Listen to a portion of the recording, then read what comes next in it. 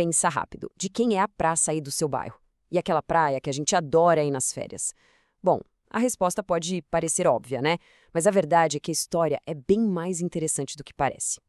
Vamos juntos mergulhar nesse universo dos bens públicos para entender o que, de fato, é de todo mundo. E aí, o que uma praia, uma escola e o dinheiro público têm em comum? Parece até pegadinha de prova, né? Mas olha, a resposta para essa pergunta diz muito sobre como o nosso país se organiza, sobre os nossos direitos e como a gente usa os espaços e recursos que são de todos nós. O mistério está prestes a acabar. Ok, então por onde a gente começa a desvendar isso? Pelo mais direto, claro. Para saber quem é o dono de um bem público, a primeira pista está na titularidade. Ou seja, quem é que no papel é o proprietário legal daquela coisa. E essa propriedade, ela não é uma coisa só, ela se divide em 3 níveis. Pensa assim, tem os bens da União, que são os federais, o mar, por exemplo, é da União. Depois vem os bens dos estados e, por fim, os bens dos municípios, que são as ruas, as praças da nossa cidade. Cada um no seu quadrado com a sua responsabilidade.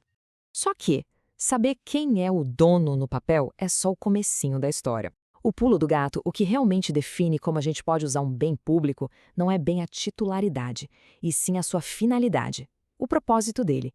E é aqui que a coisa fica boa de verdade. Exato, é a finalidade, o para que serve aquele bem, que vai colocar ele em caixinhas diferentes, sabe? Em categorias. E cada uma dessas categorias tem regras de uso bem específicas. Vamos dar uma olhada em como isso funciona na prática. Beleza, a primeira categoria é moleza de reconhecer no nosso dia a dia. São os chamados bens de uso comum do povo. Pensa neles como aqueles espaços abertos para todo mundo, onde a gente pode ir e vir sem precisar pedir licença para ninguém. Somos os beneficiários diretos. É isso aí. As ruas que a gente anda, as praças onde a gente senta para conversar, os rios, as estradas e, claro, as praias. Tudo isso são exemplos perfeitos de bens de uso comum. E olha que interessante, até o meio ambiente ecologicamente equilibrado entra nesse pacote. Agora, um ponto super importante aqui: uso comum não quer dizer necessariamente de graça, tá? O nosso Código Civil diz que o uso pode sim ser cobrado. É exatamente por isso que a gente paga pedágio em certas estradas ou usa o parquímetro para estacionar na rua. O espaço continua sendo público, mas o uso dele pode ser remunerado. E falando em praia, vem aquela polêmica clássica do Brasil, né? As tais praias particulares. Quem nunca ouviu falar de um condomínio ou um hotel que tenta fechar o acesso a um pedaço da areia? A pergunta que fica é: isso pode legalmente falando? A resposta é curta e grossa. Não. A lei é super clara sobre isso. Como está escrito aí, as praias são bens públicos de uso comum do povo, e o acesso a elas e ao mar tem que ser sempre livre e garantido. Essa ideia de praia particular, então, é mito. Ninguém pode impedir o acesso. Ok, saindo da praia e indo para a segunda categoria, os bens de uso especial. Aqui a lógica muda um pouco, tá? Não é mais aquele espaço que todo mundo pode usar a qualquer hora. Agora, a gente está falando de um local ou até de um objeto que o governo usa para prestar um serviço para a população. Quer ver um exemplo? O prédio de uma escola pública. Ele é um bem de uso especial. Por quê? Porque ele tem um propósito claro, a educação. O mesmo vale para o prédio de uma prefeitura, de uma secretaria ou para o pátio onde ficam os carros da polícia. Todos eles estão ali a serviço da administração pública. E para fechar, a gente tem a terceira categoria, os bens dominicais. O que é isso? Pensa neles como o patrimônio do Estado que, naquele momento, não tem uma destinação específica. Não está sendo usado diretamente pelo povo, nem pela administração para um serviço.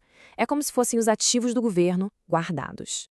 Lembra daquela pergunta lá do começo? Então, o dinheiro que está nos cofres públicos é um exemplo perfeito de bem dominical, assim como as chamadas terras devolutas, que são terras públicas vagas, sem uso definido, ou até os títulos de crédito do governo. Tudo isso forma o patrimônio do Estado, que pode ser gerenciado e eventualmente vendido. E o mais legal de tudo isso é que essas caixinhas, essas categorias, não são para sempre não, hein? Elas não são fixas. Um bem público pode sim mudar de categoria e, claro, existe todo um processo legal para isso acontecer. Para entender essa mudança, a gente precisa conhecer duas palavrinhas, afetação e desafetação. Afetar um bem é tipo dar um emprego para ele. Imagina que o governo pega um terreno vago e decide, aqui vai ser uma praça. Isso é afetar. Já desafetar é o contrário, é tirar esse emprego do bem, ou mudar a função dele. E é aqui que está o ponto crucial. O governo não pode simplesmente chegar e vender uma praça ou uma escola, que são bens de uso comum ou especial. Para que isso seja possível, ele precisa primeiro desafetar esse bem. Ou seja, ele tem que tirar a função da praça, transformar aquele terreno de volta em um bem dominical. Só aí é que ele pode ser vendido. É um mecanismo que permite privatizar um espaço. Tá, mas por que tudo isso importa, afinal? Importa porque entender essas regras do jogo nos dá ferramentas como cidadãos, porque isso tem um impacto direto no nosso dia a dia, nos espaços que a gente usa e que são importantes para a gente. Vamos acompanhar o ciclo de vida de um espaço público para ficar bem claro. Começa com um terreno vago, um bem dominical.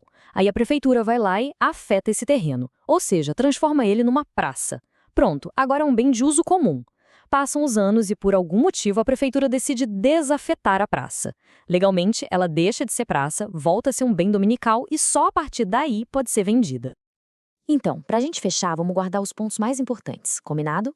Primeiro, acesso à praia é direito, tá na lei. Segundo, a escola do bairro é um bem de uso especial, tá ali para servir a comunidade. Terceiro, é a classificação do bem que define como a gente pode usar e proteger ele. E por último, e muito importante, para vender um bem público, primeiro precisa rolar a desafetação. E com tudo isso, fica uma pergunta no ar, né? Se a finalidade de uma praça, de um parque, pode ser mudada com uma canetada, o que garante a proteção desses espaços que a gente usa todo dia? É por isso que conhecer essas regras é tão poderoso.